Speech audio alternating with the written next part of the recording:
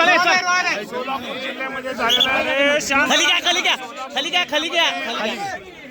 जास्त फटका त्याचा मोहोळ माडा आणि बऱ्याचशा तालुक्याला याचा खूप मोठा फटका बसलेला आहे। मी खरं तर आपल्या माध्यमातून इथं शेतकरी बांधव आहेत, शेवटी शेतकरी बांधवांचा उद्रेक असणं हे साहजिक आहे। शेवटी जे जे जळतं त्यालाच कळतं।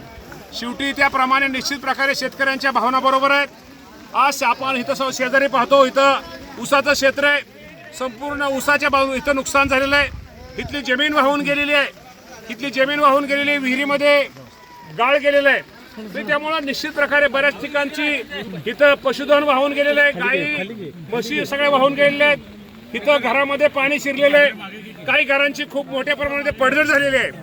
मी या माध्यमातून माझ्या शेतकरी बांधवांना आपल्या माध्यमातून आश्वासित करतो की निश्चित प्रकारे हे नुकसान खूप मोठं आहे। शेतकऱ्यांच्या दृष्टिकोनातून खूप अडचणीचा हा काळ आहे आणि अडचणीचा दिवस, पण एवढं सांगतो की हे निसर्गाचं संकट आहे। हे निसर्गाचं संकट आपल्या सर्वांना माहिती आहे की पूर्वी पाऊस पडायचा, पण आता जो पाऊस पडतोय, एका दिवशी पाऊस जो पडतोय तो वर्षाच्या सरासरी एवढा पडतोय। त्यामुळे हे खरं तर या गोष्टी आपल्या सगळ्याला समोर आलेल्या आहेत। ह्यातनं आपल्याला खूप काही गोष्टी शिकाव्या लागतील, काय गोष्टीमध्ये पुढं असं काय होऊ नये यासाठी उपाययोजना करायच्या लागतील। परंतु आज शेतकरी माझा अडचणीत आहे, शेतकऱ्यांचं दुःख, आज शेतकऱ्यांच्या प्रतिक्रिया, शेतकऱ्यांचं काहीच चुकीचं नाही आहे। शेवटी आम्ही पण शेतकरी आहे की शेवटी हातातोंडाशी आलेला घास, त्या बिचाऱ्या त्या हातातोंडाशी आलेल्या घासावरती, त्या पिकावरती माझ्या शेतकरी बांधवांनी पुढची स्वप्न रंगवली असतात, त्या स्वप्नाचा चक्काचूर झालेला आहे। त्यामुळे शेतकऱ्यांचा उद्रेक असणं यामध्ये कुठलंही चुकीचं नाही आहे। शेवटी शासन म्हणून या शेतकऱ्यांचा आज आपण इथं उंदरगावला इथं आलेलो आहे। निश्चित प्रकारे आपल्या माध्यमातून माझ्या शेतकरी बांधवांना सांगतो, एक राज्याचा कृषी मंत्री म्हणून या राज्याचे मुख्यमंत्री देवेंद्र फडणवीस साहेब असतील, एकनाथजी शिंदे साहेब असतील, अजितदादा पवार साहेब असतील, हे संपूर्ण परिस्थितीवर लक्ष ठेवून आहेत। काल मुख्यमंत्री, दोन्ही उपमुख्यमंत्री एकनाथजी शिंदे साहेब असतील, हे काल दिल्लीला गेले होते। हे दिल्लीला फक्त शेतकऱ्यांना चांगल्या प्रकारचं कुठेतरी एक काहीतरी पॅकेज मिळावं, आज जो शेतकरी अडचणीत त्या शेतकऱ्याला काहीतरी मदत मिळावी यासाठी ही सगळी मंडळी काल दिल्लीला गेली होती। निश्चित प्रकारे आज या 4-5 दिवसामध्ये सगळे मंत्री हे प्रत्येक जिल्ह्यामध्ये जे पालकमंत्री ते प्रत्येक जिथं अतिवृष्टी तिथे जाऊन ते पाहणी करतायत आणि त्यांना निश्चित प्रकारे गांभीर्य कळलेलं आहे। आणि आज इथं या गावामध्ये आम्ही पण आलेलो आहे। या माध्यमातून आपल्याला एवढं सांगतो की निश्चित प्रकारे शासनाच्या माध्यमातून जी नुकसान भरपाई आहे, ती नुकसान भरपाई लवकरात लवकर पंचनामे आज आम्ही करण्याचा प्रयत्न करतोय। जेवढं आज पाऊस अजून थांबलेला नाही, पण पाऊस थांबला की 10 दिवसाच्या आत पंचनामे, सगळे पंचनामे संपून 10 दिवसाच्या आत किंवा दिवाळीच्या पूर्वी माझ्या शेतकरी बांधवांना सगळी मदत दिली जाईल। आणि त्यानंतरही उद्या मंगळवारी दिल्लीनंतर अजून काय शेतकऱ्यांसाठी ज्या काय नवीन काही गोष्टी येतील ते शेतकऱ्यांना पोहोचवण्याचा प्रयत्न करता येतील।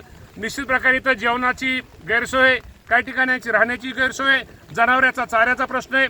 मी स्वतः आता कलेक्टरला बोललेलो आहे, मी कलेक्टर साहेबांना आणि आता सांगतो आणि त्यांना सांगतो चाऱ्याचं, जेवणाचं पण ताईंनी सांगितलं। मला वाटतं बाकीच्या आपल्या कारखान्यांनी पण इथं चांगल्या प्रकारची सोय, इथं कारखान्यात जेवणाची सोय केलेली आहे। चाऱ्यांचा विषय या बाबतीमध्ये निश्चित प्रकारे आपण तुम्ही कलेक्टरांना कलेक्टरांना फोन लावा, जरा कलेक्टरांना तात्काळ मदत पाहिजे, तात्काळ।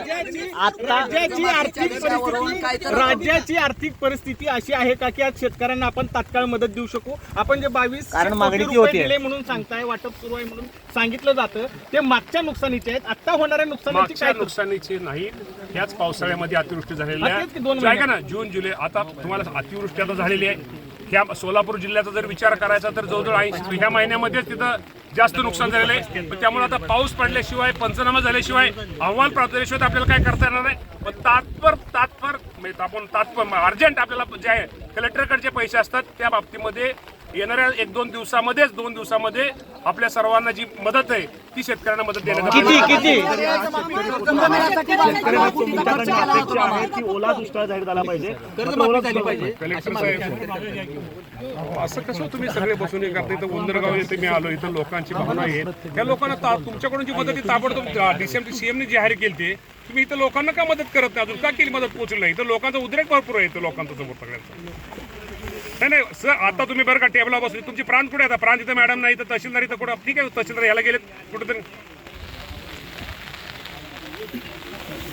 हा ठीक आहे, असू द्या, त्याचं असेल फील्डवर, आता काही अडचणीच आहे। बोला ना तुम्ही. इथं चाऱ्याचा विषय ऐका ना, चाऱ्याचा विषय इथं जेवणाची सोय केलं.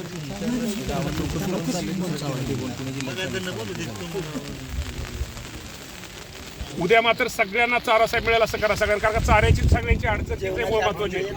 आणि आता जेवणाचं बऱ्यापैकी झालंय, पण अजूनही करतोय चाऱ्याचाच विषय. जेवणाची त्यांनी त्यांची जेवणाची सोय इथं सगळे असतात.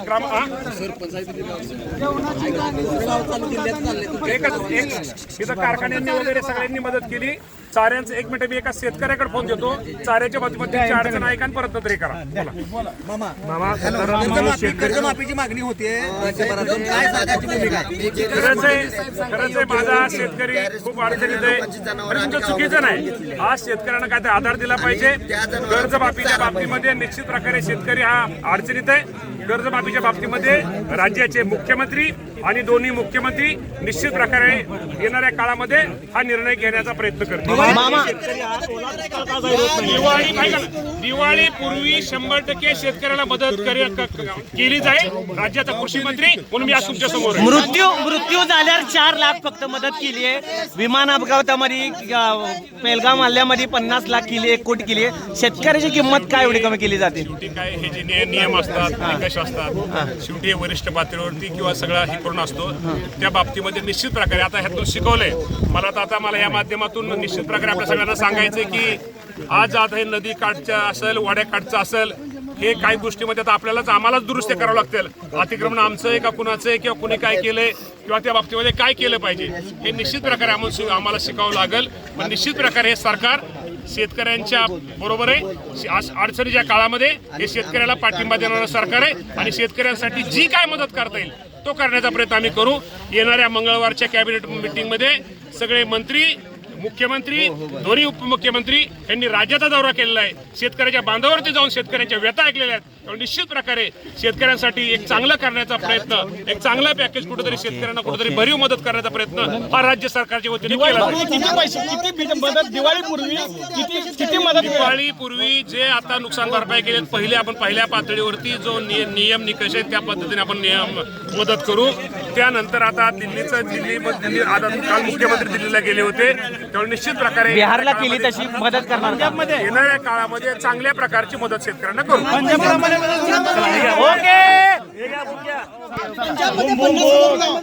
महाराष्ट्रामध्ये का होत नाही? हेच मी तुम्हाला म्हटलं की या बाबतीमध्ये राज्याचे मुख्यमंत्री, उपमुख्यमंत्री दिल्लीला काल गेले होते.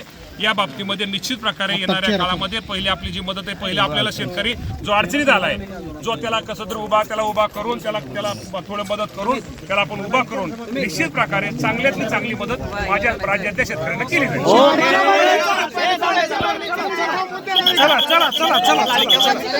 चला